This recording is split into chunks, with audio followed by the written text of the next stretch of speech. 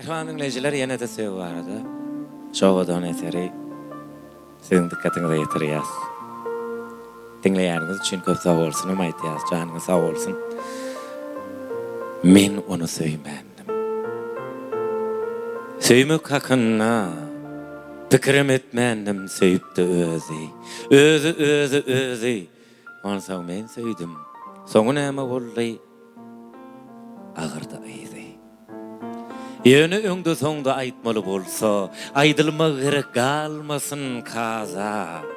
Söýlenim näme söýmänim üçin, ol maňa beripdi şeýle bir ceza. Şol jezaň asyna çekilen jepaň, neçe tonnudyny şu ýürek aýdar. Megerem dünýede iň bedbagt kimken? Söýlen